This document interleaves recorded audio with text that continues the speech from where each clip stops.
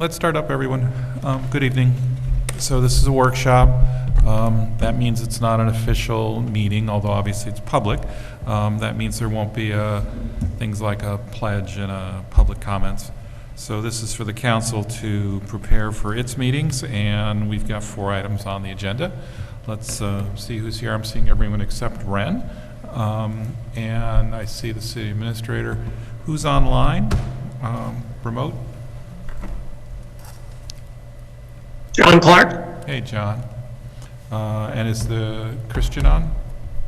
Yes, good evening, Mayor. I'm here. I'll be filling in for Mr. Ward-Wallace. Okay. Good. I appreciate it. All right, so let's start up. We were going to work on Fishkill Avenue for a while and see where we get to. So, John, you got the first 2 items. We're going to try that. And also you wanted to introduce the parking requirements and the square footage amendments. So why don't you start up with Fishkill and see where we go. All right. Let me share my screen. Hey, John, before you start, can I just ask a clarifying question about the document itself? Oh, you're going to go through the PowerPoint. Okay, in the Word document, Yes. red is all of the changes you made since the last workshop, right? Not all the changes you made in the last 2 workshops? Well, no. The initial draft is in black. After the first workshop, I made the lighter red changes, and the darker red changes are after the second workshop. Okay, thank you. And the original text is based off of an existing zoning district, is that correct? Yeah, I took inspiration from primarily the linkage district and also the GB district. Thanks, John. Okay. Let me start by saying again that the changes we're making is a naming changes and primarily adding design standards, architectural standards, landscaping standards, streetscape standards.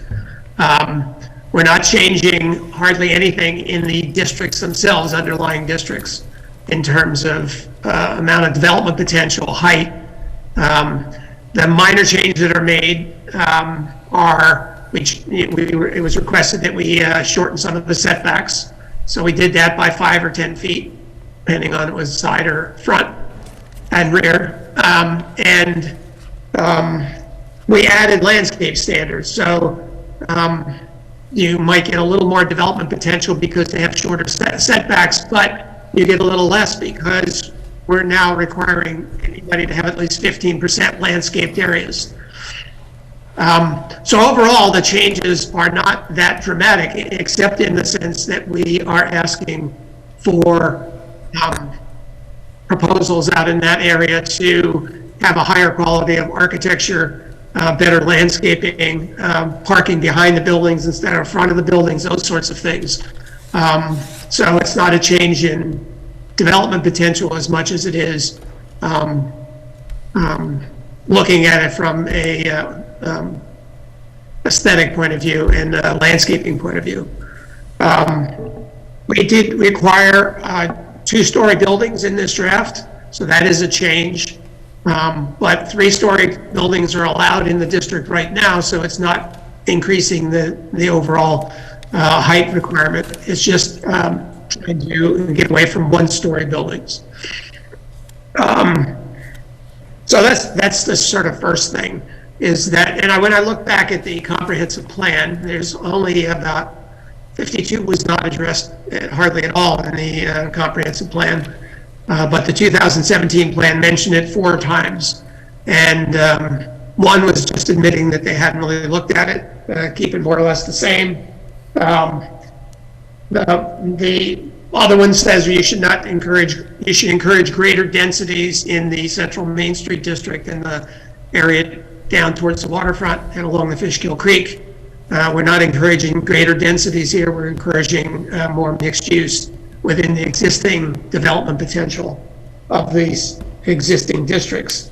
And the most pertinent part of the comprehensive plan is on page 67, where it says maintain existing retail and service mix in the Route 52 business district while improving the character of the area through pedestrian amenities such as sidewalks and street trees and improved architectural design, which is sort of the primary purpose why we're doing this, is to prevent sort of more strip-oriented, auto-oriented types of businesses and more mixed use and more city-like businesses out in that area. So with that said, I looked at the map again. We had a discussion at the last workshop, so this is the existing map, and this is the newest version of the map. The two changes are right here, if you can see my cursor, and right here, which are currently in the residential district but are used for commercial purposes, is the back end of the gas station. There's a car lot here, and there's a car lot here. So it's already used for commercial uses, and because this frontage along the west side of Route 52 is fairly narrow, it was thought that maybe these two areas here, which are currently primarily used for parking, could be useful to be used for parking in the future so that buildings in the front could have room for parking in the back. So that's the only change I made in terms of the district. Remember, last time we'd extended the district out to include the front yard of Kempreen. Yeah, Kempreen. So this is the Kempreen factory back here. There's a big, large lawn out in front with a driveway on this side. And that area in the front could be an extension of the Fishkill Avenue district. So, John, you're suggesting that that property would be on two zones, would be in that Kempreen property? Yes, the Kempreen property would have a dividing line, HI in the back, FA in the front. Okay, thanks. Hey, John, can I ask a question about on the east side of Fishkill Avenue, between the Fishkill Avenue district and the creek is a Fishkill Creek district, and it Yes. looks like the west bank of the northwest bank of Fishkill Creek is residential. Can you talk about what's behind the Fishkill Avenue zone and why we're not zoning all of it as that? Well, it was fairly recently, I don't know how many years, within a couple years, I think, zoned from light industrial to Fish Creek Development. So that's new there. Fishkill Creek Development District has certain provisions about the Greenway Trail and the banks of the Fishkill Creek that I think are relevant for that parcel, whereas the Fishkill Avenue District doesn't have any direct frontage. I mean, it does have an adjacency to the creek, but it's down a big slope, whereas this property is really right up against the creek and has floodplain and floodway issues. So I think the Fishkill Creek Development District on that long sliver of parcel probably would be more appropriate. But there aren't many parcels in there, right? Because the rail trail goes through there, it's mostly MTA, I would guess? Well, the MTA is proposed to be in the Fishkill Avenue District. So let me go back one, and you I can see believe it current is. zoning. It's privately owned. This is MTA right here, and this is the Fishkill Creek Development District, which has two parcels, one here, and there's a little one here that's owned, I think, by Central Hudson. So the MTA right-of-way, the future rail trail, hopefully, will be in the Fishkill Avenue District. And then the river front, or the creek frontage would be in the FCD, just like it is up here. And George, you knew something about the? Yeah, I believe there's at least one significant parcel that's privately owned along that area. I think it's the same owner as Groville. And he also owns, or that entity owns this parcel, I think, as well. Yeah. So the likelihood is when this property, if it ever is developed, will be primarily developed up in here, because this area is all within the floodplain, and some of it's in the floodway, which is unbuildable, obviously. And this has the road access up here, so my guess is they'll try to take whatever development potential they could get out of this parcel and cluster it up into this northern end. But who's to say? And at the north end where you have the Fishkill Creek District with red lines? With the, The red lines are the historic district and landmark overlay district. okay, thanks. That's the Groveville historic site with the housing out here and the factory back here, and this is an empty lot where the parking used to be. Thank you.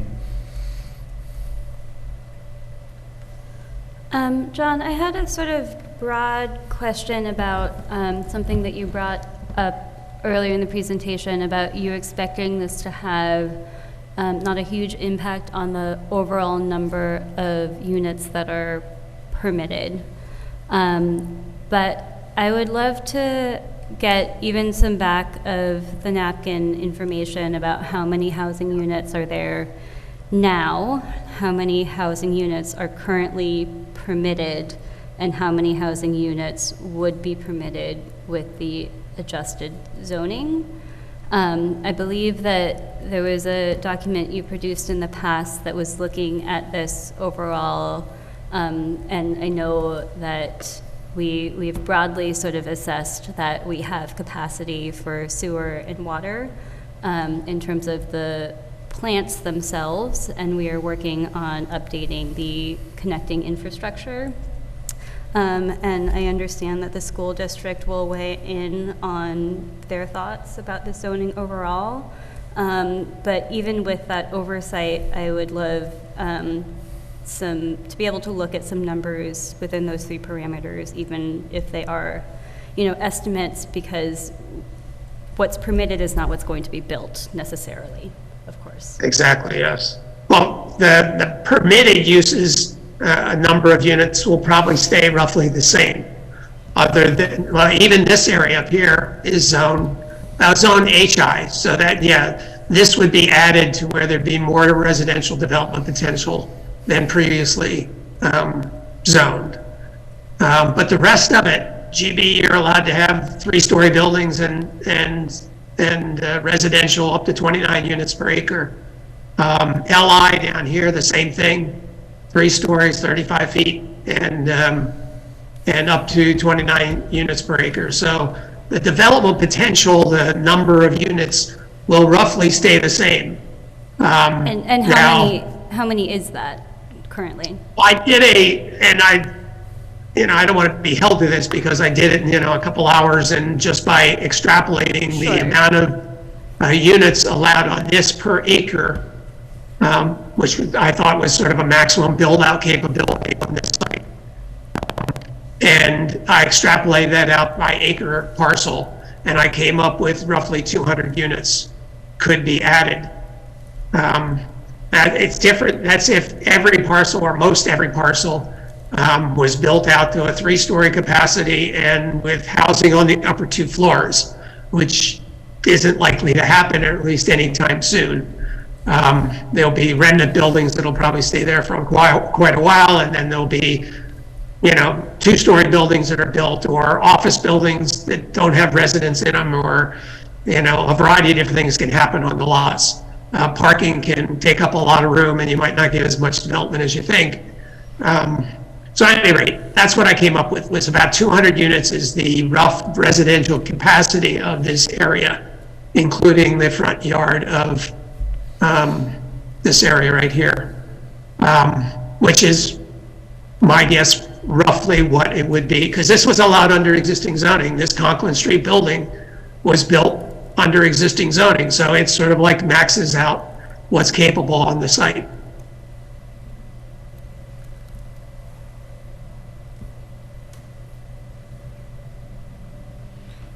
John, just to be clear, the only parcels that are being converted from a residential district to this FA district that you're suggesting are those 2 that are currently being used as parking? Yes, there's 2 parcels here. A narrow one that's used as a parking lot for, I think, used cars or, for sale lot. And the back end of the gas station comes up on this parcel. And then these 2 are used by Healy for parking cars, or it used to be. They're relatively empty now, but both of those, no, this one, I'm sorry, this one here, these two. So it gives some depth at both intersections, at the Conklin Street and the Townsend Street intersection. You would have a little depth so that you could have a building up front and parking in the back. Yeah. Because I these think parcels along here will probably need side yard parking if they have parking, because they're just not deep enough for parking in the back. Right. My initial interest in potentially including in this zone assumed that they would continue to be parking or somehow regulated to preserve the sort of quietude of Mead Street. But can you clarify whether or not this proposed inclusion of them would encourage that, or sort of what the trade-off is? It would definitely encourage it. I don't think it mandates it, but parking is required to be in the rear, so if there's any parking, it's going to be back there rather than along the frontage. So a corner lot, in a commercial district, you would have the building up front. John, is that something I'm Unless assuming there's we, no parking required, which is another discussion, the parking would be in the rear, and those parcels would be maintained as parking areas, my guess. Just better landscaped ones and better buffered ones. to build off of what Paloma said, I'm assuming there is a way that we could build into, if we kept those in the FA district, could build into, any lot that borders Mead Avenue would have to have a greater distance back from which an actual building could be built, which again would further require that that essentially get used as parking if we wanted to, that there's a way to write that into the law so it's not left up to the developers. Yeah, I mean, there's already a rear setback, and there's also a requirement in the draft law that requires a planted and fenced buffer on any parcel that's adjacent to a residential or the rail trail.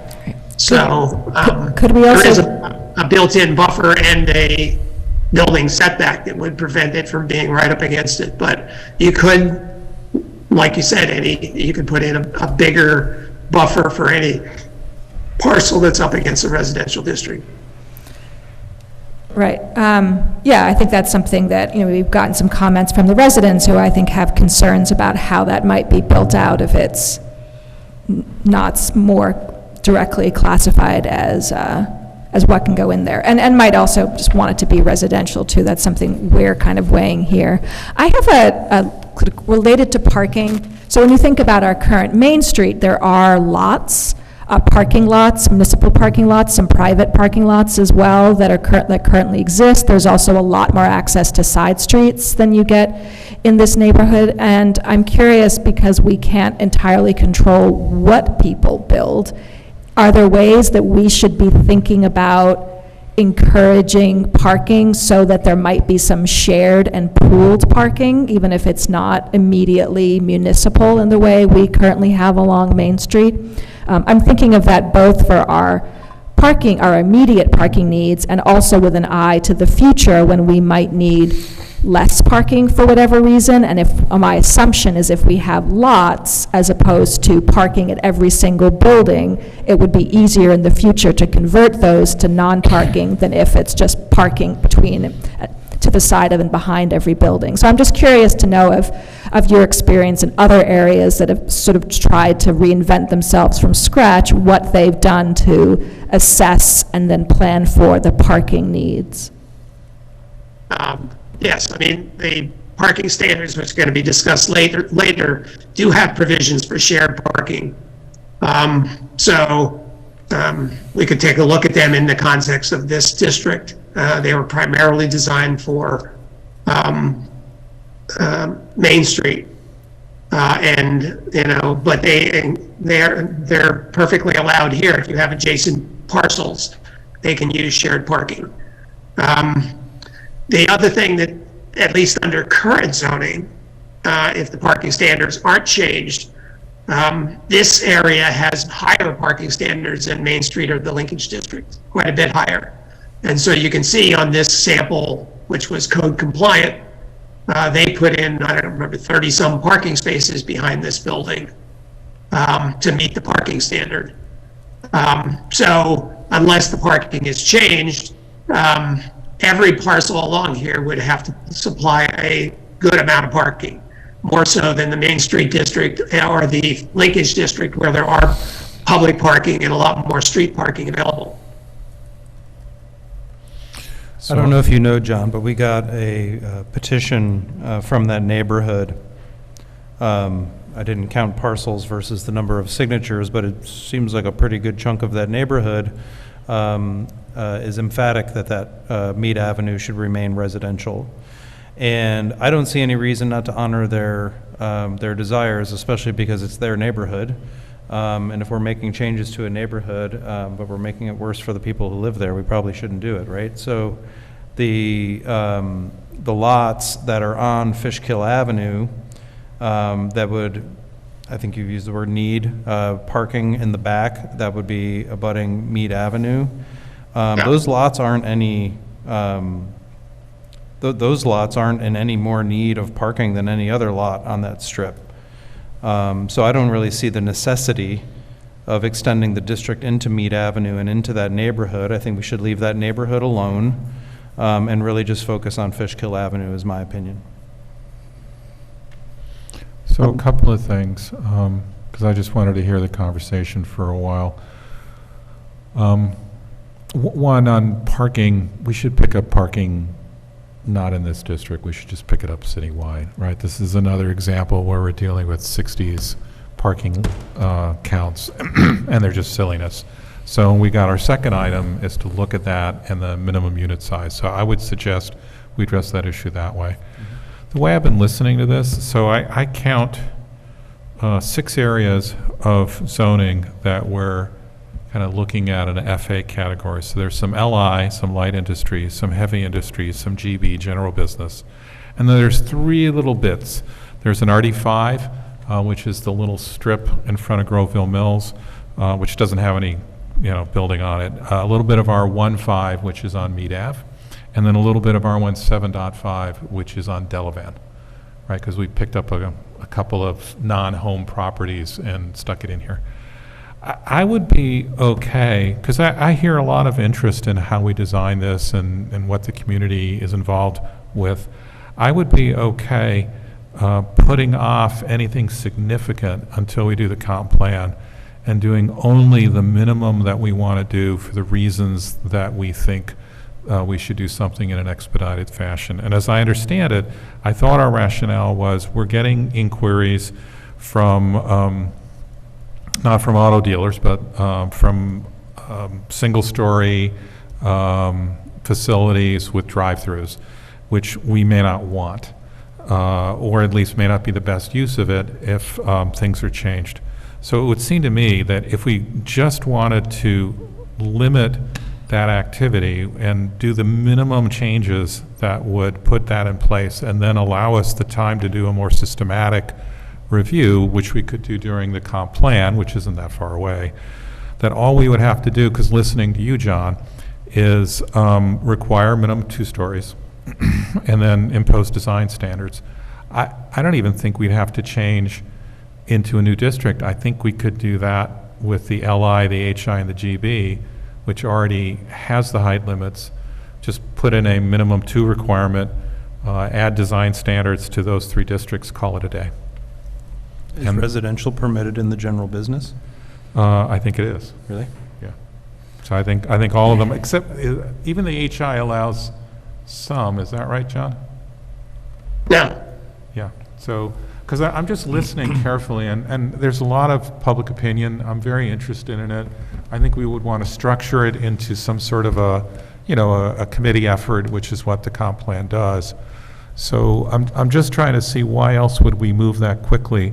And that's the one rationale I see. I think requiring a minimum 2 and imposing some design standards from another district into those 3 zones would do the trick.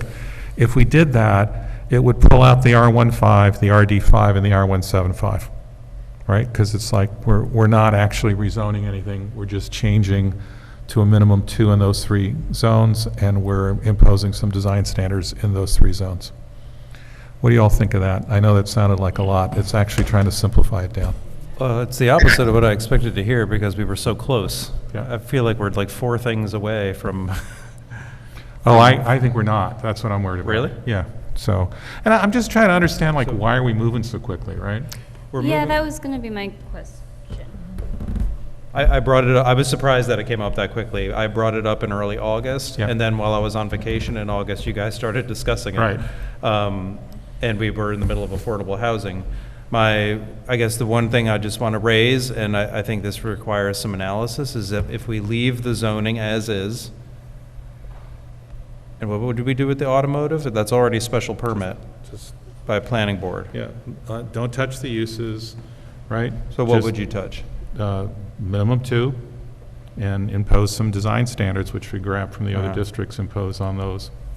And that's the end of it.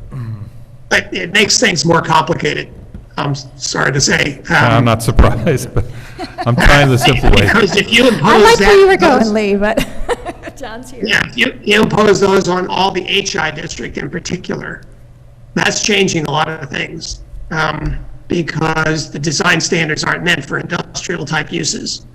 I'm sorry, John, Industrial can you uses just may- start from the anytime- beginning? The first part of what you said was garbled to me. Can you just start from the beginning? I said that I think that strategy makes things more complicated, because you have to catch all the LI, the HI, and the GB districts all around the city and analyze them for why these architectural standards might make sense in those areas. And particularly for the HI districts, which aren't designed to have any residential, or 2 or 3 stories. I think that makes the HI harder to build in, because most heavy industrial doesn't want to be more than 1 story high.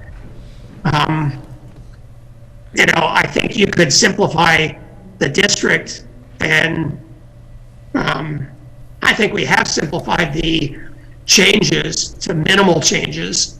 I certainly can take out the Mead Avenue frontages, because there's even a provision in the current off-site parking standards that allows you by special permit to put commercial parking in a residential district on an adjacent lot with so much frontage. So you could leave it out of the FHA district and still have the opportunity, if the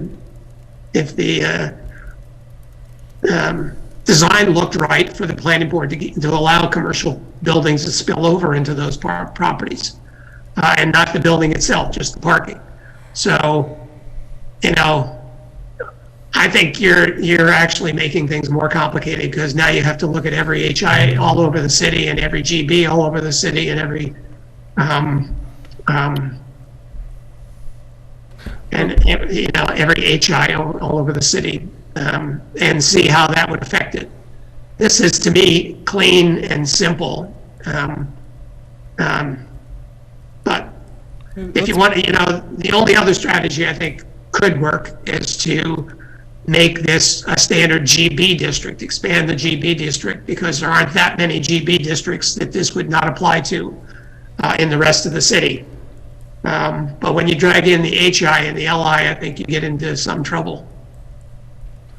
What are the areas of difference that we have here on council, and what have we been hearing from folks the most about? For me, I've been hearing most about Mead Avenue. I've been hearing about the heights of the buildings. And I've been hearing about looking at this as a holistic, like looking at the street and the uses of the street and how everything kind of incorporates into each other. And that's why I asked that maybe we could do some renderings of what the vision for this neighborhood would look like. But are there other, Lee, you seem to think that there were many more? How does it fit with the creek? How does it fit with the trail, which we don't know? Apparently it got turned down. Those sorts of things. And I just thought I would be happy to wait and didn't put it get- into a group. It didn't get turned down. Metro North had an issue with the Surface Transportation Board. but Right. Let's be We'll- careful. Okay. But again, my 2 cents is, I'm just a little concerned. I actually believe in process, and, I'm just viewing this process as being faster than I think we would otherwise go. And I'm just thinking, is there a simpler solution that allows for a, more fully formed process when the time comes? And that's, kind of how I'm looking at it. I know it's a process issue, but I actually think that's of some relevance, at least for me. If it involves flipping some HI into GB, that would work for me. I'm kind of looking now, John, to see, because, we don't have much HI, GB, or LI left. And so I'm not sure it would be a major issue citywide, but I hear you that maybe the HI just becomes, an LI or a GB, and we can do it that way. But I'm just trying to allow for a fuller community process when the time comes, other than, coming here for 3 minutes at a time. You could do a forum. Yeah, the next comprehensive plan would be 27. Yeah. That's kind of a ways off. We could do a forum in that neighborhood, maybe. I don't think we're required to not do, I think in fact 27 is the latest the state requires us to do a comp plan. I'm not saying we would want to or have the capacity to do it earlier. I'm not going to look at Chris right now, but like we're not limited by 2027. I'm just throwing that out there. Again, State maybe, doesn't require comprehensive plans. It's all at the behest of the community. and, maybe the answer is we're only doing a couple of things, and so if that's the case, maybe we can get that piece done. But the more we try to kind of get done in this, the longer I think it would take, and the more likely I would lean toward a fuller process. If we kind of limit it down, pull out the areas where there's residential concern, a couple of other things, and kind of just, limit the changes so that we're not saying anything contrary to the comprehensive plan, then I think we can get it done. So I'm just sort of sitting on the fence. I'm just not sure where to go, but I just said if it gets too big, I would want to go to a longer process and just put it into a comp plan committee. Yeah, I agree with you about wanting a fuller process. To answer Dan's question, I'm hearing the most, as always, every day about affordable housing. And I had originally understood this to potentially be an opportunity to zone for that. I'm understanding through this process that perhaps that was never the intention with looking at this zone, and that's why I would love to return to the affordable housing overlay we were discussing previously, which would potentially cover parts of this, but is a different process and a different piece of legislation. The other thing that I hear a lot about is the proximity to Fishkill Creek, to the rail trail, and about waterway protections, which is another area that I would not necessarily mind looking at comprehensively. Well, I want to look at comprehensively and wouldn't mind sort of passing over this to look at it comprehensively across the city. Those are the two biggest areas that I'm hearing from people about. I will say, having door knocked in this area for many years, I also hear a lot about the lack of commercial services, grocery stores, transportation, but of course, those are things that we are perhaps best suited for a comprehensive plan, and are long-term goals and things to work towards, in my understanding. I also came into this discussion thinking that we were focusing, or at least my focus in talking about this area was around affordable housing, and where we've landed so far with the Fishkill Avenue district, I've heard nothing but pushback, and I do think that looking at the high industrial areas and seeing what could be turned into general business sort of appeals to me, because that does allow for commercial use, but that also allows for the opportunity for housing to be built and potentially affordable housing. So that's sort of where my mind is at right now. I think we also are hearing a lot from people, not just in this process, but throughout in this area, about walkability and bikeability and the state of the sidewalks. So as soon as we start to talk about any kind of building, whether it really is adding density or not, it would be adding potentially a number of businesses where currently there are only a few, and that means more people moving to and from. Just that's the conversation that kind of is going around and around all the time, is how can we be more walkable, and the sidewalks there do present quite an issue. I'd like to add that there are some improvements, I think, that we made with the zoning, namely the landscaping buffers between parking and residential lots, between parking lots and homes, and some other things that we did in here that I think are positive. Green roofs is another one that comes to mind, and also the affordable the housing component of this law, I think, is one of the strongest we have in our code, which says that if the building is going to be residential, you have to double the city requirement. So I think that there's some good stuff in here, and if we decide to abandon the whole thing, just to do kind of like a temporary patchwork, we'll be losing some of those positive gains that we made as well. If we're willing to put those back in, then why don't we just continue with the process? And I'll just add that I've heard lots of negative feedback, but it's been negative feedback not about the fact that it needs to be rezoned, this area, but it's been negative feedback about some of the specifics, namely 35-foot homes and, too much luxury housing, et cetera. So.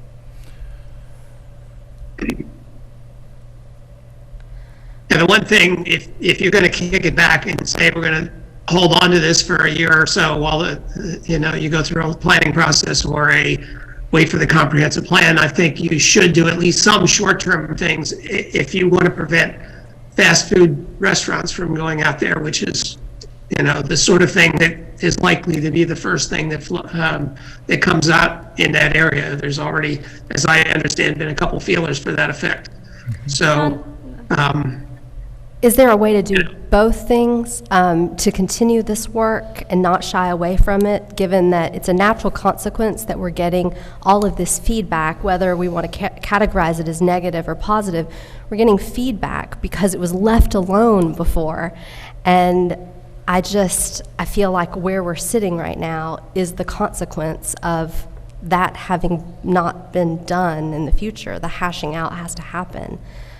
Is there a way, Lee, I'm picking your brain here, to do that, to move forward on the short term and to continue moving forward on as far as we've gotten on this discussion, and including, more public discussion as well?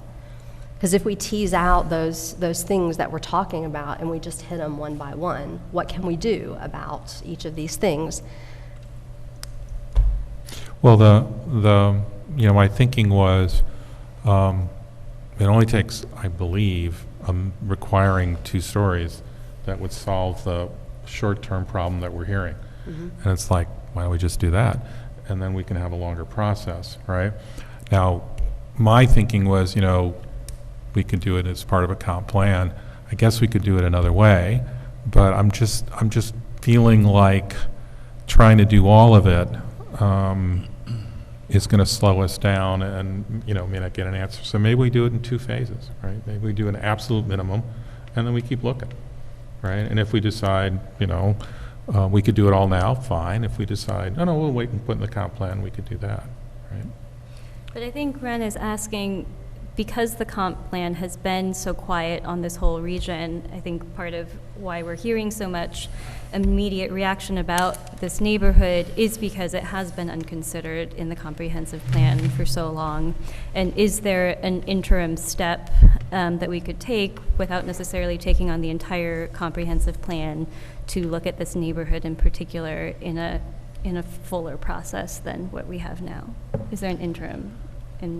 Yeah, that's what I'm saying. If we break it in 2, and if we want to do it sooner, then we'll do something else, right? We could do we'll do an ad hoc committee or something like that. I think the reason that nothing appeared in the comp plan was, we didn't have hopes for the area, and we wrote into it, hey, it'd be nice to get design standards over there, but we weren't as popular as we are now to be willing to say, no, we can ask for what we want.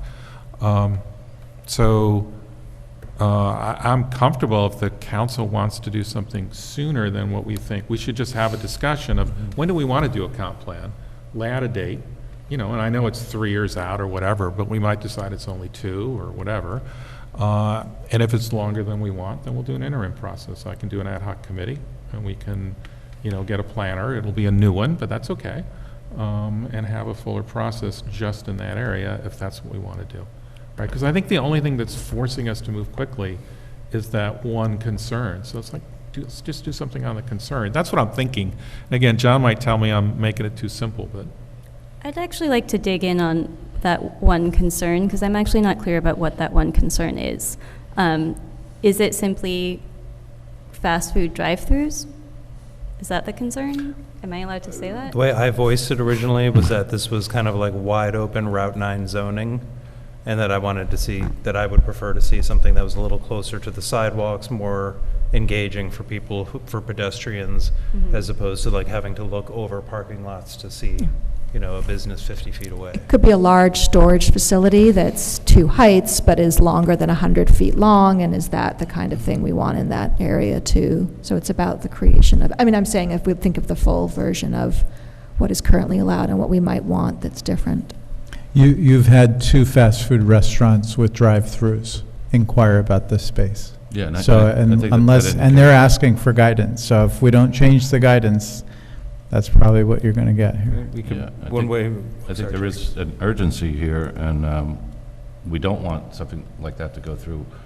And there's always the option, and I know it's not the best option, is a moratorium. And we've done it before when we've been threatened with something that we don't anticipate wanting. So it's worth consideration if we can't find some sort of interim thing, because an application could come before us, or before the planning board, and we'll have no control over it at that point. And I'm open to that, but then it stops sort of progress. It stops whoever's got ideas out there brewing. It just cuts them off at the knees. They sit on these properties for in terms years. of moratorium. I'm not suggesting that's the best solution. I'm inclined to go with Lee and find, let's address the short-term stuff, the stuff that will prohibit, the things we don't want, and do that as quickly as possible. And then, I'm not sure waiting until 2027 for a comp plan is the best either. There has to be somewhere in between, but I think we need to do something, a stopgap measure, as quickly as possible. So to focus on what's the concern that we have short-term, yeah, I guess, you know, honestly, I don't have a specific opposition to, you know, single-story fast food, lots of parking. If you told me we could have gotten one of those 20 years ago, I said, on 52, I said, oh, cool. But at this stage, I really do think that at least my sense of where I think the community would want to go, and I think where all of us would want to go, is Dan started to describe it, which is, you know, closer to the street in terms of construction, mixed use, you know, with design standards and kind of making it the kind of livable, walkable, bikeable, integrating with our trail. That's a concept I think will take some time. If we want to do it sooner rather than later, we'll do an ad hoc committee and put it to them like we did on Main Street. Because I think that would give them a fuller period of time to do it. We could ask them, right? Main Street didn't have to do hearings. We could ask them to do hearings. So that would be an approach. Again, as long as we can define what's the stopgap change that we make that will discourage something that, you know, 5 years from now we'll say doesn't fit. Right? And now I'm picturing Molly, what you said, this 2-story facility that's 100 feet long, like that would be allowed with the stopgap fix, so. Right. Under the current zoning, there's no building size limit, right? So No. you could have, what? No, I just was making the motion for a big wide building. Oh, okay, yeah, I mean, that entire Healy lot could be from one corner to the other. Well, Right. no, sorry, there's a 10-foot setback. So that could be one long building that's 3 stories tall under the current zoning. Right, and so Okay, that's I don't think we the, want to leave that be. that's the right? opportunity that we're missing now by harping on the, you know, negative or, you know, what we feel like we can't fix or move beyond. So, I think, you know, I think having as democratic and open and transparent of a process is very key to this whole discussion, and I'm really grateful to everybody who's been organizing in that neighborhood over there. But, you know, at the same time, there is some urgency, so, you know, it could be that, like, designing a really open, transparent, democratic process that mirrors the comp plan process, to some extent, could be accompanied by a building moratorium just in this drafted zone, that would buy us maybe 6 months to get it right. And then we're not going too fast, we're not going too slow, nothing will be built that's potentially in conflict with the community's conclusions. Yeah. So in terms of what I worry about, I'm not worried about a gap moving in. That is a very low-value use in a high-value property. It's just not going to occur economically. I think what could occur economically is you can get a fast food with a lot of parking, because they'll have high volume. That'll probably make it work. And otherwise, you'll get proposals like the ones that you see on the corner of Conklin, which is, if it's permitted, which it is now, and it's more than one story, the way that a use that's more than one story will be effective economically will be mixed commercial housing. So I'm not too worried about the situation of someone offering to build something, more than a story. I am worried about, 5 years from now, that something that's a single story with a lot of parking and a drive-through isn't going to fit into our concept, and it'll be a non-conforming use that'll be there as long as it lasts. So I'd be pretty focused on that one. I'm not too worried about the rest, because I think the kinds of things we're already getting are telling us where we should be looking, which is mixed commercial residential. But there is, anywhere along that strip, there's the opportunity for, at this point, not just food places. You're garbling, John. We can't hear you very well. What I can do better. At this point in that district, you can get... It's his internet. We need him actually to go off and come back on, or to mute and call. Ben's been trying to get a hold of him. Can we take a minute to do that? What does Yeah. John need to do? Why doesn't he try to drop his connection and reconnect? Because it's his internet. Did you hear that, John? Yes, I can hear you fine. You're breaking up a lot. It's really hard to hear you, John. So either we need you to dial in, come back in with a better connection, or come back in, mute your connection and call in, and then Ben can patch you in. I'll try redialing and rejoining. All right. Can I suggest, while John tries that, we do item number 3? Oh, great. So we have a deputy clerk position that's been open.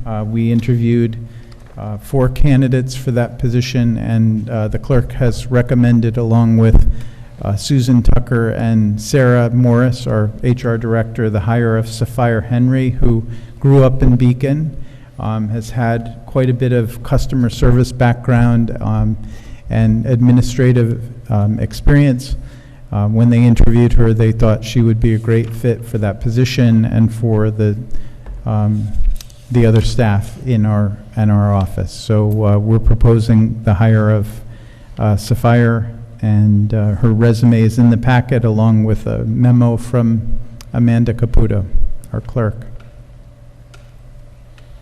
I appreciated that she has a lot of graphic design experience, and I was wondering if there is any intention of making use of that skill, or if that's within her job scope. It's not within her job scope, but I'm sure we can lean on her for certain things. She does have that skill, so certainly as they develop materials for the clerk's office, that could be a thing. We do have to be careful because people have civil service job descriptions. So.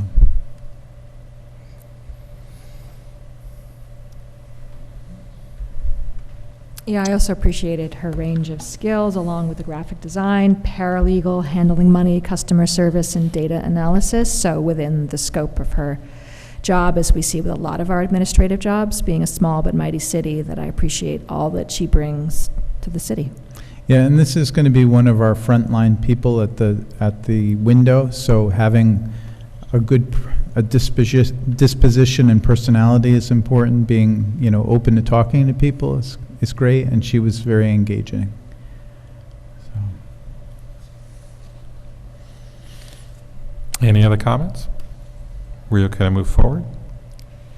And it looks, we have John back on. Let's see if that fixed the audio at all. Hey, John. Hi, can you hear me better now? Maybe, Keep talking. yeah. I just moved closer to my Wi-Fi. So let's think try so. this. Let me leave and rejoin now. Yep, I think you're better. You were saying something. It's helpful when he's spotlighted, because then we can see him lip too. sync. Yeah. Well, we want him comprehensible to the public as well. If he's there. He's got to come back on. He, I can hear him better on Zoom than I think you guys can in the courtroom. Six all right, members. John is back. Oh, he's back. All right, how's it going now? All right, let's start up. Okay. I can reorganize my stuff.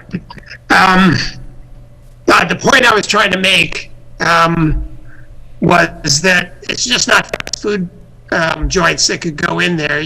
Like you said, there could be storage, two-story storage units, one-story storage units. There could be auto body shops. There could be a lot of different used car lots. There could be a lot of things that could go into that space that's becoming available. So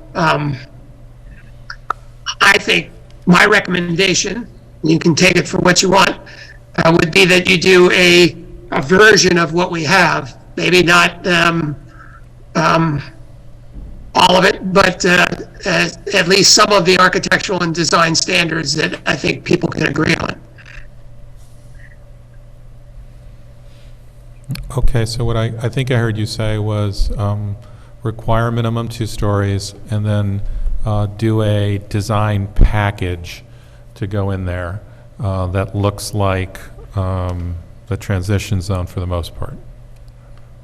Yes, and if you don't want to rename the district, you could take the new district and make a general business, and those design standards could apply to all the general business district in the city, because those things, I think, would transfer to the other ones. Not so much the LI, but the HI, but the general business would.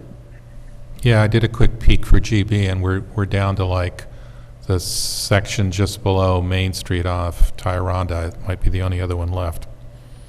That's not built upon. There's 2 small districts along Howland, and there's the area where the roundhouse is Yep. general business. Yep. Yep, my 2 cents, so I think I would agree with you that that would be the easiest one to go about, right? So you would say the minimum approach would be flip most of the zone into GB, because it's either LI or HI. Not worry about the residential area, although we could discuss, individual look on the map and see what we all think, and then impose the design standards on the GB district. Is that what you're suggesting, John? Yes. So you would still have parking lots in the front? No, that would be part of the design standards, Okay. would be. So now we're it's- so now we're changing the placement of parking lots and buildings relative to the creek, which it sounds like that's something that you didn't want to accomplish. I personally believe that we should continue our work here, and if there are concerns about it going too fast, I can see that. And if there's concerns about it not being as open as the comprehensive plan, we're able to correct all of that. With the current zoning, unless we change something, you can have that Conklin Ave building up and down all of Fishkill Avenue, and I don't think that's what the people who live in that neighborhood want. So. That's my personal preference, is to move ahead and be judicious and slow, but to move ahead. What are the current height maximums in the GB district? 35 feet, 35? yeah. That's the same in all districts, isn't it? Except Well- Main Street. I think linkage And is linkage. different. Industrial's higher, I think. But I was proposing shorter in this neighborhood to protect the views of the mountain. And if we leave this as 35 feet, I don't think we're making a good decision for that neighborhood. So. You're also losing housing, which I think was one of the other goals of this process, was to encourage housing in this area, not lessen the ability to build a mixed-use building with housing above. Yeah, while protecting specific view sheds is, I think, where we left it. But again, now we're getting into the more complicated version of the process. Right, but if we do the short-term bit, we're not protecting the view sheds. And they can build as much as they want while we discuss the future of view sheds while the view sheds get filled with Okay, buildings. I understand, Dan. And also, I thought we also landed in a place where we were open to the idea of a temporary building moratorium and putting together an ad hoc committee. So view shed is something that's been on our to-do list for a while. We could just do that and do it pretty quickly. I think there's a huge difference between protecting individual view sheds and saying that every inch along a street has to have a view. I mean, the moment you do that and you drop the height below 3 stories, you've eliminated anything above the first floor, because no one is going to build 2 stories. It's just not economic anymore, right? You might get, you know, a commercial use that has need for offices on a second floor, but all of a sudden you've destroyed the value of the streetscape of becoming mixed-use residential commercial. So while I can understand that every single homeowner would want their particular view protected, I think the reality of what we do with view sheds is we identify particular areas where the community itself can most enjoy the views, right? Otherwise, you know, we're going to have 1-story buildings throughout the city, right?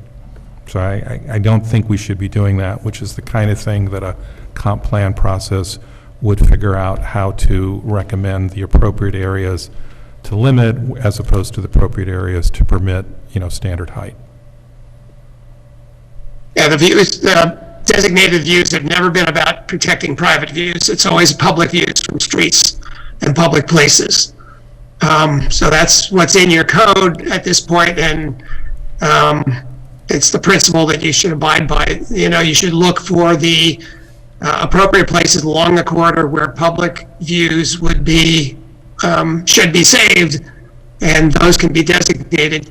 I made a first attempt at that by saying at every side street intersection, so coming down Townsend or coming down Conklin, that view should be protected.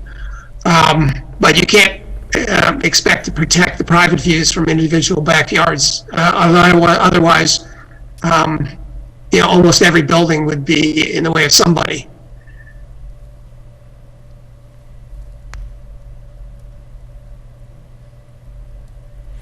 All right, so now I heard a couple of things, right? If we wanted to do the short term, we use the GB, put in a package of design standards without too much adjusting, right? Just grab it from one district, put in minimum 2, and then what we said was we would work on specific view sheds, which we have. And then as for parking, what we said was we'd work on parking and minimum unit size separately. That would be one approach. Right, and if the council wants to then set up a process to go in deeper, we could, we would establish an ad hoc committee.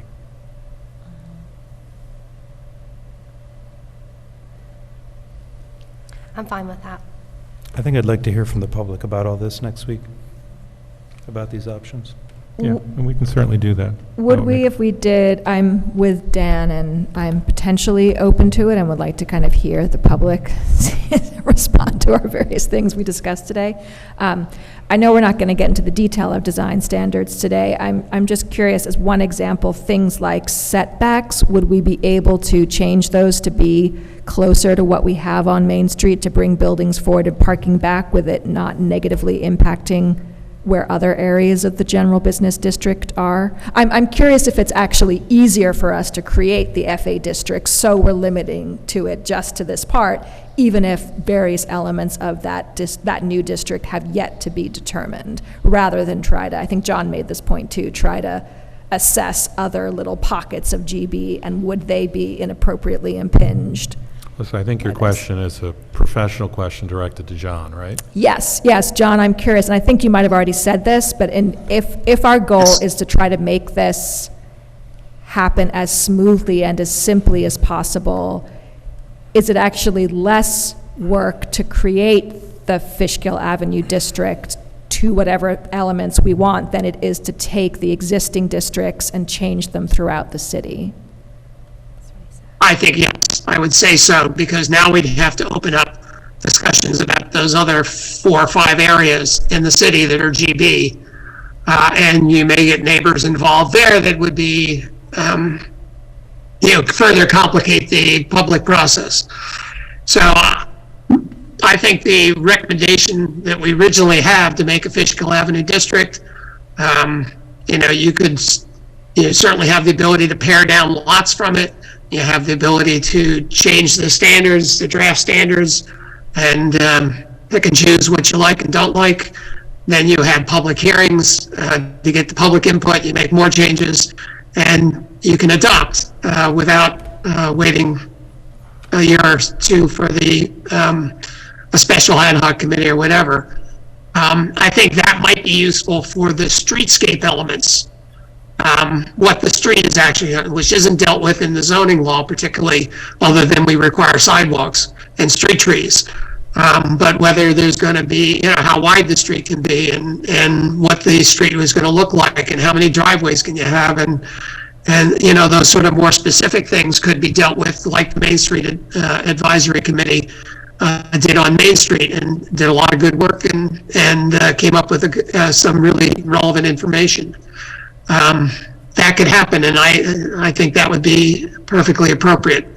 But I do think you could do the minimum architectural standards and parking in the rear and shorter setbacks and requiring sidewalks and street trees and minimum landscaping and those sorts of things that everybody can, I think, agree upon without changing the district comprehensively.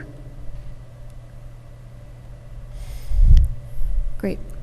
Yeah, I'm down. I'll add to that, taking out the residential on Mead, maybe even taking out the Camprine part for now, not to say we wouldn't want to do it, but maybe that's a comprehensive plan thing as well, so we can figure out what our minimum viable needs are right now.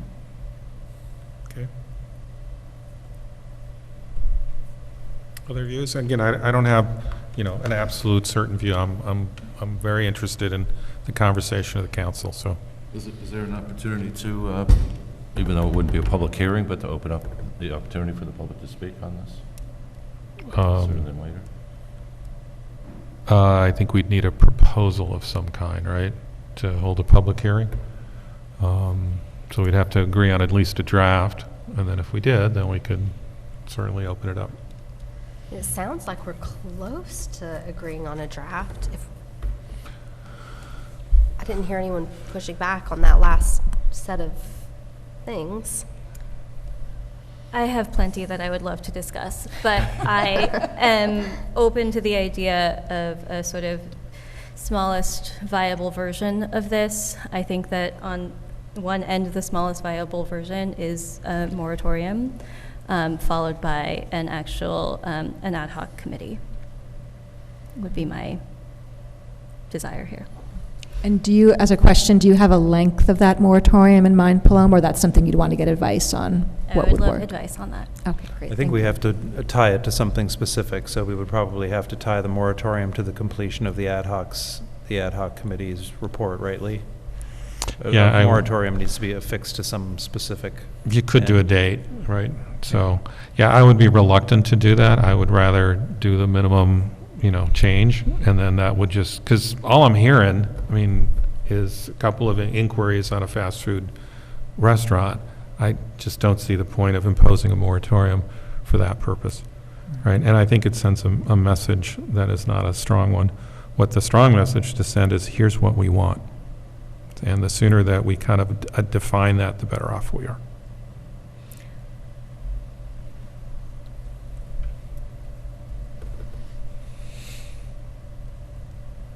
I guess we'll hear what people say on Monday.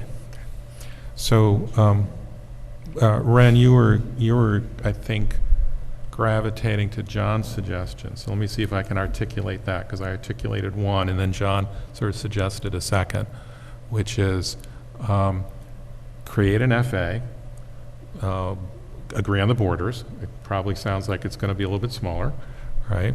Have a GB-like zone in terms of zoning, transition zone design standards, and a minimum 2. John, did I do okay? And, at least the discussion of public view sheds. Discussion of what? Public view sheds. View sheds. Public view sheds. Then we would pick up view shed as well as a separate item, because it's been on our to-do list for a while. Pick that up quickly. We could Right do on. that. That would be another approach, right? So, and John, you were describing well what I couldn't articulate, which is there are still things to define that you could have a process to look at some details beyond that. And that can be done in a fixed period of time.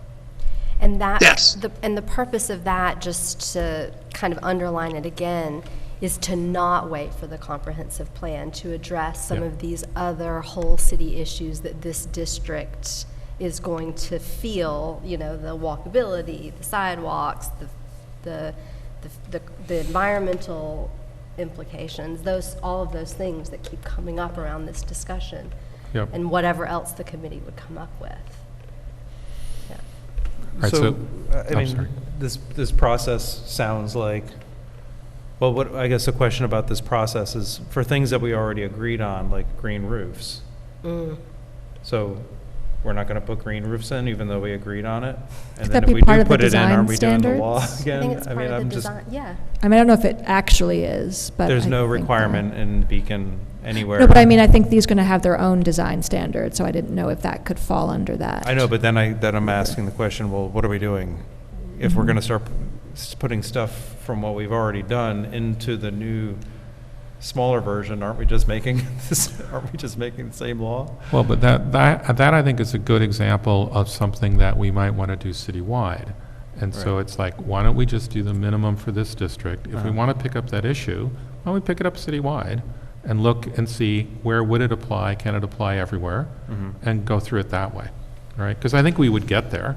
I don't think there'd be any issue. I wanted to kind of use this district to pilot it because we have so much on our plate. Like if I tried to propose that we take up a green roof law right now, you guys are all going to throw something at me because there's so much that we want to do right now. And I thought we were making some positive change in this law that I'd like to see happen. Because that one strikes me as something you would want to talk citywide. I get the concept of the pilot, I do, and I understand. I'm just wanting to get something done quickly, so it's like, I'm trying to get us to agree on a triage of, what do we do right now? And, not throw in the kitchen sink, because then it gets bigger and harder, of what's the minimum, and then what's the next set of steps. And if we include in there, okay, in those next set of steps, we'll try to pick that up. We can try to pick that up too, although I would ask that if we do pick it up, we try to do it citywide, right? So. Other thoughts on a path? So now we've got kind of two suggestions. The one was, flip it to a GB, but I think John, I rely on John, and I think he has said, no, the better proposal is create an FA, limit the boundaries down a little bit, give it a GB set of uses, and give it a linkage set of design standards and require minimum 2. And that's the short term, and then we agree on a ad hoc process to define further. In that proposal, would we be able to include the Kemprine property going from H1 to the GB? Yeah, John, that's a good question. It's only the front of Kemprine, right? And I think it would give them additional uses. It wouldn't harm their uses, would it? No, unless, one thing that we did change from the GB, the only major change in the use table was we put in manufacturing and industrial use as a special permit in the FA district, which is not allowed in the GB district. So they would still be allowed to put, if they wanted to, a manufacturing use. It would just have to be a 2-story one. Yeah, that to me is a good example of why we would leave it out. Like, I'm not saying we don't want to do it eventually, but I don't think that meets the threshold in my mind of like what we need to do right now. You're trying to get us to prioritize, Yes. huh? So I hear you. The two options you said were was the Fishkill Avenue light, and then the other one was just like light touches to GB. Yeah, And then the third option, of course, is to move ahead with the Fishkill Avenue Yeah. proposal as is. right, but I would back off GB because, John's opinion is better to go with the FA light or whatever you want to call it, right? Well, I think his opinion was to go ahead with the law that we've started, Yep. if I recall.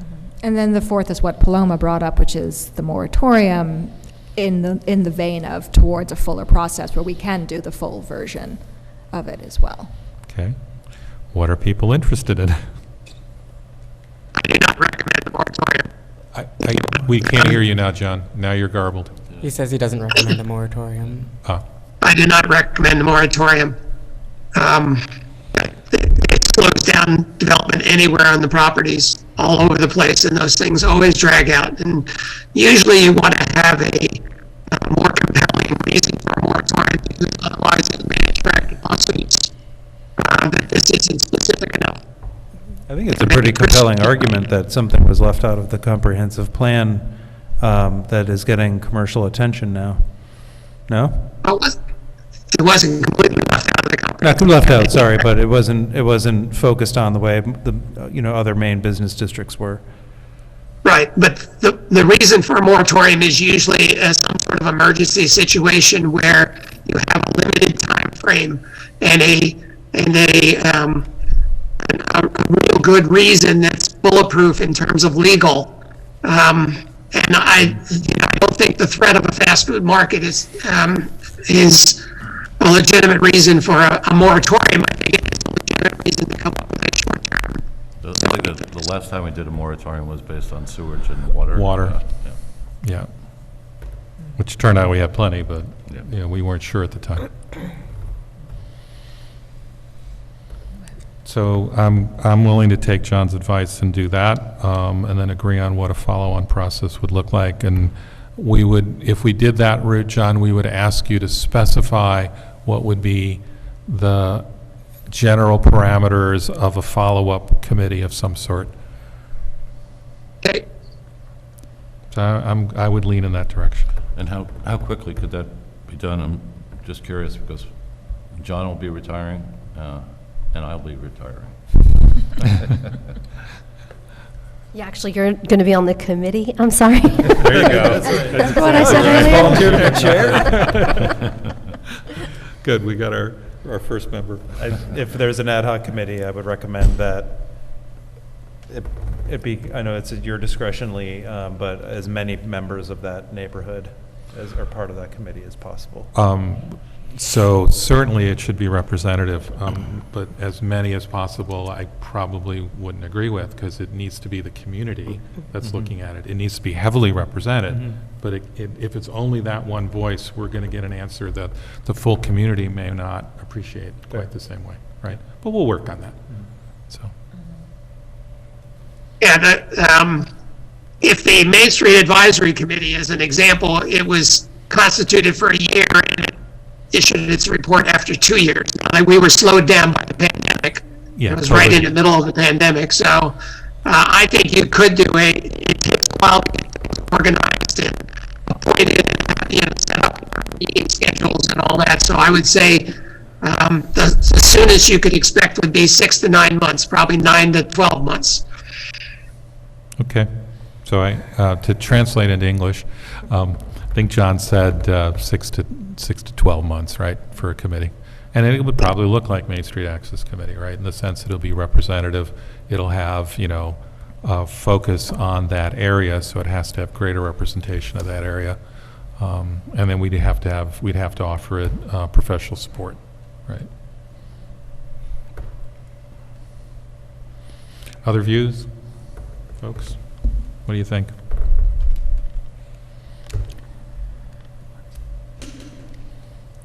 I think I've said what I'm interested in, and we'll see what the public says on next week, on Tuesday. Thank you. Yeah, not the discussion I came prepared for. I came prepared for like 4 of the finer points of the law that we've been working on.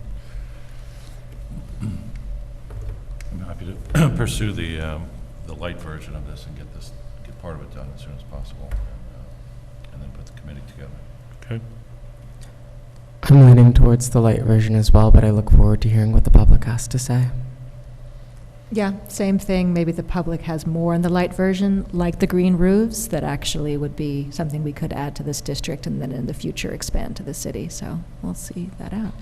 I also really like if you do, as I think Dan pointed out, like if you did full-scale residential, you could get double the number of affordable units in it. And so I'm wondering, as we return to the affordable housing conversation, which I hope we do soon, that if there are other areas in the city where we could look at other incentives to get developers to potentially add more than our current inclusionary zoning rules. So I'm excited that idea was in this draft and the ways we can pick it up, if not in this zone directly, then in other ways. Yeah, I think that one's citywide in my view, or at least a lot more applicable than just one zone, right? Other views? Have we got everyone on the table? Did you specify? You summarized mine well. It's okay? Yeah. Okay. Obviously, people will have the opportunity to make public comments in the general open public comments section. John, when would we have a version that reflects that last suggestion, including kind of the bullet points of what a ad hoc group might do? Whenever you ask for it, I could have it in by next Monday if you wanted it.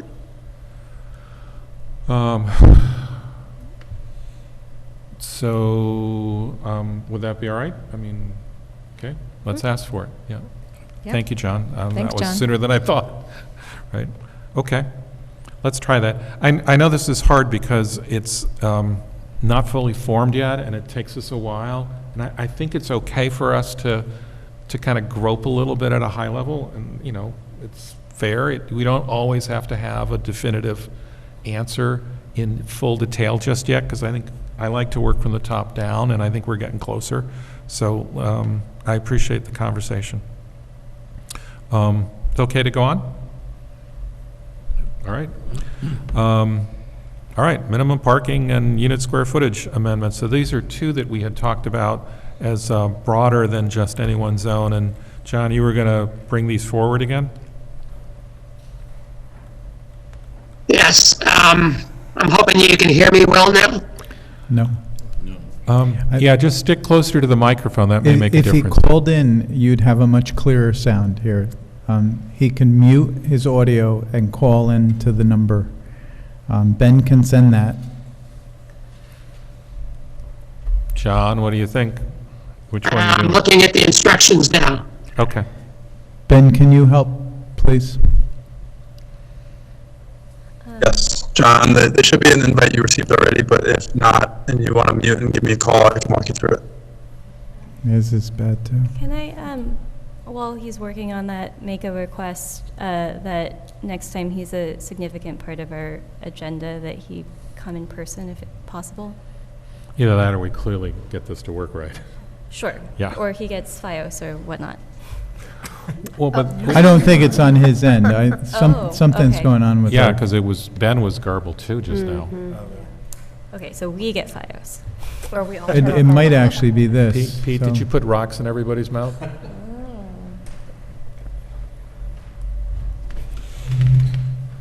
It's all this rain. Yeah, We're now 'cause underwater. Ben mentioned that I it think. wasn't as garbled on Zoom, so it might be this room. I have a sneaky feeling. Chris, while we're just waiting, we've listed the position for the city planner online. Yes. Yeah. And where we posted that? It's posted on LinkedIn and on the BidNet and New York State Contract Reporter. Would it be possible to do like a more informal thing and put it on Facebook or city or website or anything like that? Is that worthwhile?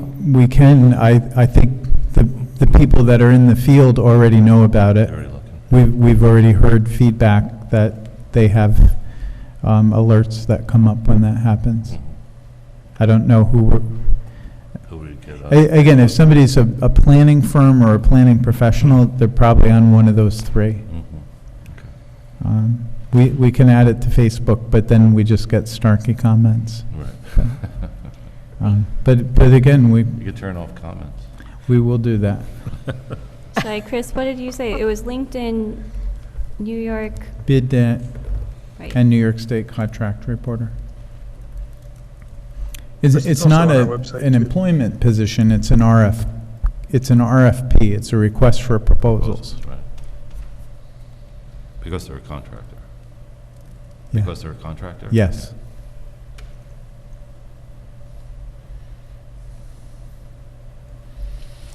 So we want to pick up the fourth item? Sure. Or do we want to wait?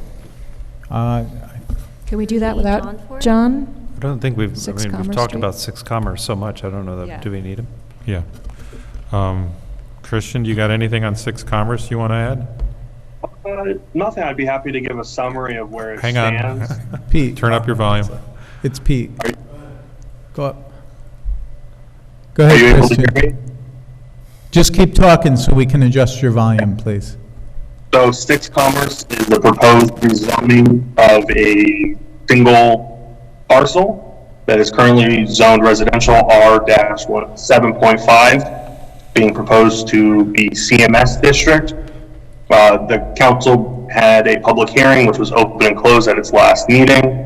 So the next step would be for adoption of a secret determination and then enactment of a local law. And this is a zoning map amendment. Planning board has already given their recommendation, and this has already been reviewed by the Dutchess County Planning Board. And they determined it was a matter of local concern. So we have not done seeker yet on this? Is that what you just said, Christian? Yes, that would be the next stage after the public hearing.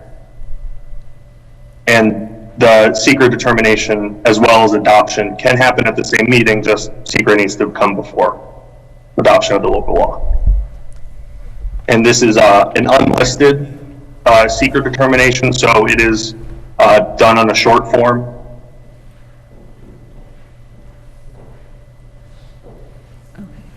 Okay, and have we prepared one of those? Our office is working on it, and that will be available for the council to review ahead of the next meeting next week. Okay. Any concerns? So we could, it will be paired in time that we could vote on it next week if we so choose. Is that what I'm understanding correctly? I believe, yeah, yes. Yeah, okay. Okay. Any concerns, questions on this one? No, I wasn't thrilled. It sounded like the owner of the property had a commercial business in there for a while, and then that, that got corrected and it's not there anymore, which I appreciate, so, but I feel like when you look at just this piece of property, I have some concerns too about if a restaurant went in there, if it's commercial, and the residence is across the street, the potential impact on that. But I think overall, I'm probably fine with this. So that's just my 2 cents if anyone else wants to weigh in or ask questions. I mean, I still have a feeling that the applicant could have followed the process and gone to the zoning board, and I feel like our vote really is just about waiving his legal fees or not. There's a process for this, I don't know why we're having the discussion.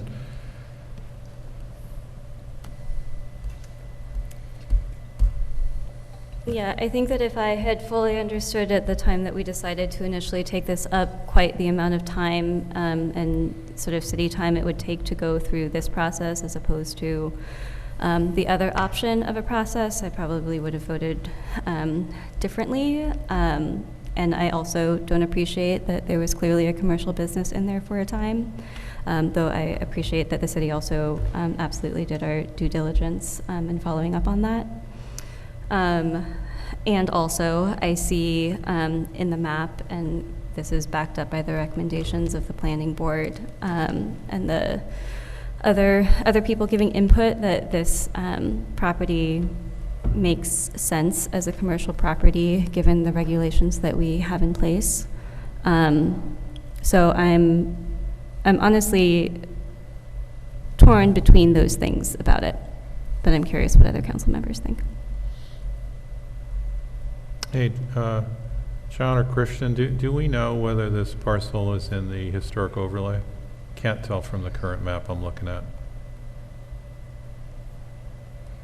I do not know it is. Was that a yes, you think? Was that a yes? Could you nod when you do that? Chris is, or sorry. Does anybody online know American Sign Language? Justice does. Are you able to hear me? Yeah. It's not you, Christian. You were good for a little while, and then you just went out. So try it again, Christian.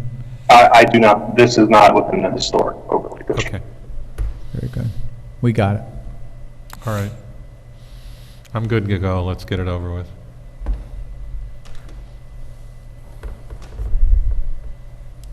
Okay. Agree. All right. So do we want to go back to John on minimum parking, if we can translate him? Are you there, John? I'm back, but I couldn't figure out how to dial in, and I asked Yeah. Ben how to do it, and he hasn't gotten back to me. Well, I just emailed you, John. I think the What's that? issue's on our side. I emailed you. The issue's clearly on our side, John. We've had trouble with Christian's audio, too. All right. So what you got on this one, John? Can you hear me now? Yeah, why don't you start up and, we'll try to get as far as we can. All right. So I was asked to look at the ability to eliminate minimum parking standards in the city and come up with an alternative way of dealing with parking. And so I went through the code, which that section 223-26 is largely set up to institute required minimum parking. So I made more changes than I thought I'd have to, but as you can see, the most relevant paragraph is on the new section D right before the chart. And what I did was to make the current chart maximum parking standards instead of minimum parking standards. So it gives some guidance as to what the upper limit of parking would be rather than the minimum parking. And then allowed the planning board through any site plan process to come up with a required parking program for each property as part of site plan, based on the context of the property, the availability of parking and transit and other factors in the area, which is what they more or less do now, although they are restricted by the minimum parking standards so that in some cases they're hamstrung and can't go as low as they would like to. In other places, it depends on the zone too. In the Central Main Street District and the Linkage District, there's quite a few waiver possibilities that they take advantage of. There's land banking properties. So I left them in the code. My feeling is that this will allow the planning board more flexibility to consider individualized properties. They will more or less do what they did before, except they won't be constrained by the need for variances or requirements in the code that require them to put more parking in than they think is appropriate. And I've eliminated all those other factors that are precise about the number of parking spaces that have to be placed in the code. So the other thing that I eliminated is the 1964 exemption, which has caused a lot of consternation and becomes a whole research project as to what was available in 1964. Seems to me we've moved beyond 1964, and if there's no minimum parking standards as requirements, then you shouldn't be able to get that overall exemption that eliminates any parking requirement.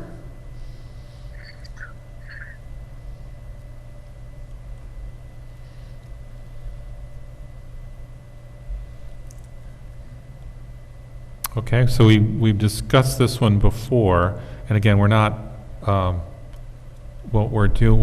proposal would be to eliminate the minimum. It doesn't mean there aren't any parking standards, it just means there's no minimum. And that, is it always the case that the planning board would decide, or are there parameters that go with that? Well, for single-family houses, which don't go to the planning board, you would be required to have one space, and up to 3 spaces would be the recommendation. So that would be administered by the building department. But almost everything else goes to the planning board. So that you can go through whatever process it's involved, a special permit or site plan, to make the determination about parking. Just a question. In paragraph D, we do still have a minimum. The only minimum is for 1-family and 2-family homes, Okay, because so- they don't go to the planning board. So if I build a one-family home, I have to have parking, off-street parking, but if I build 100 units, I do not have a minimum? No, your minimum has to be determined by the planning board as part of site plan process. There's no absolute number you have to abide by, or they have to abide by, but they have to come up with an appropriate number based on a parking study by the applicant with demand reduction strategies incorporated. I just want to And- caution against always relying on studies done by the applicant, who will conveniently find, will have findings that, that sit well with the person who paid them. It's just a recommendation analysis by the applicant here. Sorry, For John, you're anything- so garbled. Try moving closer to the mic and then. It's on our end, Lee. There's some glitch between the laptop and the smart board. Okay, sorry. So I don't, it's not, it's going to go in and out until we figure out how to resolve that. I'm sorry about it. John, can you try the statement again? And if it doesn't work much longer, we might pick it up another time. The way it works is the applicant provides an analysis, submits that to the planning board. If it's any sort of major project that requires significant parking or significant traffic, we have an independent transportation engineer who's a consultant to the planning board, who goes back and challenges what he thinks is inappropriate. And the planning board makes a decision based on the input transportation engineer, who's a consultant, not a consultant. Lee, I'm not sure what we're accomplishing Yeah. by having this go forward. All right, so, yeah, I don't think we're going to solve this one tonight, right? So, I don't think we're going to understand each other today. exactly. So let me make a suggestion that, we try to get our remote act together, and that we'll pick it up next time. Is that all right? And it's at 8:30. Any other last comments before I call it a day? I hope there's an executive session. Oh, that's right. I'm looking for a motion to go into executive session regarding personnel. I would just like to, before we go into executive session, restate my interest formally in returning to the affordability overlay. I heard some interest from other council members on it, have been. If what's necessary is some clarity about what specifically about it we'd like to go back to. I know it's late, but I would like to, if the issue is having clarity, then I'd like to try and have that discussion quickly. If we know what it is that we want to address next and it can be on our next workshop, then I'll stop talking. Okay, all right, I would love for that to be on our next workshop, too. okay. Let's see if we can put something up. Great. All right. Thanks. Anything else? Now I'm looking for a motion to go into executive session to discuss personnel. Motion right. to go into executive, oh, do it. No, it's you. Do it. Motion to go into executive session for discussion about personnel, and we will come out without More business. conducting any more business. Thank you. That was a motion.